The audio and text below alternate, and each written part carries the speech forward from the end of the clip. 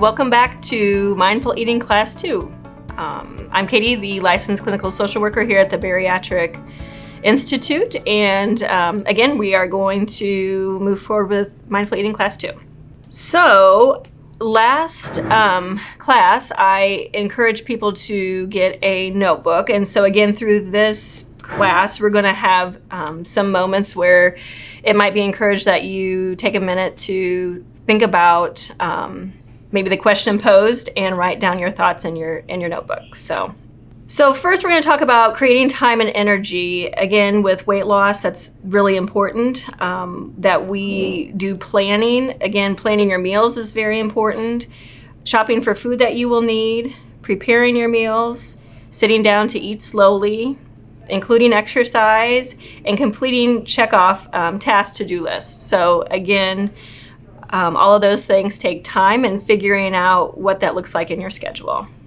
This next slide just shows an example of what a schedule is, and we tend to hold ourselves more accountable if we do fill in time slots of what that activity is. So again, scheduling different activities, you tend to hold yourself more accountable. This is just reviewing a priority chart of essential activities. Obviously are your highest priorities. Highly desirable are obviously the next most important, and then desirable. And so if you make that list, then sometimes it makes it a little easier to plug in your schedule of what the most important things to accomplish are. So selecting an exercise plan helps us stick with our diet. It helps us control appetite. It helps boost our mood and soothe stress. It helps burn calories, preserves muscle tissue, builds confidence, makes us feel better physically, and improves our health and prevents disease. So there's two different types of exercise. Spontaneous, which is actually taking advantage of situations that we can get more exercise by chance. So that would be an example is taking the stairs, parking further away, and walking in an extra distance. Or if you go to the mall, you walk a full circuit before you start shopping. Planned exercise is actually setting up a specific time, and we call that too intentional exercise. So planned or intentional exercise, which would be like running, going to the gym, swimming, exercise class, hiring a personal trainer, or an exercise video at home. So setting realistic goals is another important component. I guess deciding what your goal is actually, do you want to be a certain weight? Do you want to be a particular size? Increase your healthy eating habits?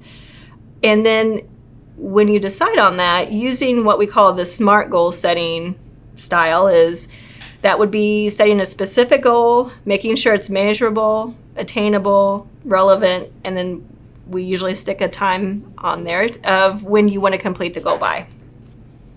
When you accomplish this, making sure that you are celebrating, obviously not in a food-related way. The next slide talks about differentiating between hunger, desire, and cravings. And so this is kind of important. People have a hard time with this. Realizing that hunger, it happens when you've fasted or you haven't eaten for several hours and your stomach is empty. A desire is not being particularly hungry, but eating because there's food around. And a craving is a physiological or emotional intense urge to eat. So some examples of that is if you haven't eaten for many hours and you feel ravenous, obviously that's hunger. If you ate a big meal and yet you still want to continue to eat more, that's more desire. I think of that like Thanksgiving, the Thanksgiving meal that we have. It's hard for us to kind of push away from the dinner table. You may have a strong urge to eat, which was accompanied by a feeling of tension or an unpleasant yearning sensation in your mouth, throat, or body. That's considered a craving. So really paying attention. So before you sit down to a meal, notice how your stomach feels. Again, halfway through your meal, again, noticing how your stomach feels, and then rating your hunger once you've finished eating. So use your notebook. You can make some of these notes on a scale of 0 to 10 for each of these moments. So if you want to pick a meal and you try to, again, do this exercise, make some notes in your notebook. If it's been anywhere from 20 minutes up to 3 hours since you've eaten a sizable meal, remind yourself that the urge to eat is probably just a desire and not actual hunger. And the next slide shows a hunger scale that you can use. And again, kind of looking at this, we want to stay at 4, 5, or 6 when we decide to eat. We never want to be at a 1, which is you are feeling faint with hunger. So that's way too intense. We don't want to get that far. And then we don't want to be at a 10, which we're like way overstuffed. So we want to stay in the middle there. So a question maybe for your notebook, if you are interested in making a note, is to learn to figure out when I'm hungry, I'm going to. So practicing hunger tolerance. So at some level, usually anxiety is increased with the thought of being hungry. Okay, so sometimes it can feel like an emergency to be hungry, and a lot of our thoughts about hunger really do come from our childhood of, what we grew up with, what our family did, and they're kind of hardwired in ourselves. So learning to tolerate hunger pains is very important. So not feeling like you have to respond immediately by eating, and learning hunger pains can subside. So an experiment is pick a day and skip lunch. If you can medically do this now, if you can't, please don't. But it's just a way that you can prove to yourself that, again, you can make it through being hungry. You don't have to eat when you're hungry. Just because you eat doesn't mean you always should. So again, I know we talked about last class, sabotaging thoughts or those negative thoughts. So these are just some examples. Something that might run through your mind is, I don't want to keep doing this. This is too uncomfortable. And so a way to talk back to that thought is that sometimes in our life, when you've been hungry, but you survived. So it was not an emergency and you did push through. Why should I deliberately make myself feel uncomfortable by skipping lunch? And the thought back to that would be, or the response back to that would be, I need to experience hunger to decrease my fear of it. This experiment will help me reduce my anxiety about hunger in the future. The best way to get over my fear is to face it. This experiment will strengthen me for the next time I'm hungry and it's not time to eat. So, overcoming cravings. I know this is something that most of us experience. And again, craving is a very strong urge to eat, which is accompanied by a feeling of tension and an unpleasant yearning sensation in your mouth, throat, or body. When you stop or limit eating the foods you crave, your cravings will usually diminish. And so I've heard this with a lot of different things, especially soda. I think people who stop drinking soda or crave soda and they stop drinking it and get rid of it, they don't crave it any longer. To weaken the intensity or reduce the frequency of cravings, you have to stop giving in to them. So we have to flex the resistance muscle. Okay? Waiting out a craving increases your ability to tolerate cravings and increase your confidence to do so. So again, if you can push through a craving and learn to tolerate it, you're going to gain more confidence that you're able to do that. Discover you can tolerate cravings is one of the most important things that you need to learn to lose weight and keep it off. How to measure your cravings. So again, use your notebook to record this. If you are really identifying that you're having a craving, how long does the craving last? How uncomfortable is it on a discomfort scale, 0 to 10? And which strategy you have used to get through it. And we're going to talk about the strategies now. So anti-craving strategies are, 1, labeling it. So tell yourself this feeling is just a craving. It's uncomfortable and intense, but like hunger, it's not an emergency. So standing firm, like you're absolutely not going to give in or eat the food that you're craving. So you don't want to strengthen the giving in muscle and weaken the resistance muscle. Don't give yourself a choice. The emotional, painful part of a craving is a struggle you feel. So it's that part that you don't know what you should do. Imagine the aftermath of giving in. So mostly that's guilt and disappointment within ourselves. And remind yourself why you want to learn to withstand the craving. Again, you can use your response card that we had you fill out in class 1 of your motivation of the reason why you want to lose weight. Some behavioral techniques that can help is to distance yourself from the food that you crave. So either remove the food from your environment or to get away from it. Drink low or no calorie beverages. Use deep breathing or relaxing music, and distraction techniques, whatever works for you, that can get your mind off of that. So remind yourself, no choice. With practice, the craving intensity and times will diminish. So another question for your notebook is, when I have a craving, and you can fill in the blank there. So again, we talked about planning and how important that is in the weight loss process. So some of those things that kind of can go through our mind is like, do I really have to do this? It's so much trouble, I don't want to do it. That means I can't eat whatever I want when I feel like it. But what planning does is it helps us think about how you're going to get and prepare the food that you have on your eating plan. Remember that what you're supposed to eat and when. Eliminate spontaneous eating. Tolerate occasional hunger and cravings and learn that you can withstand them. And make decisions about eating before you encounter triggers.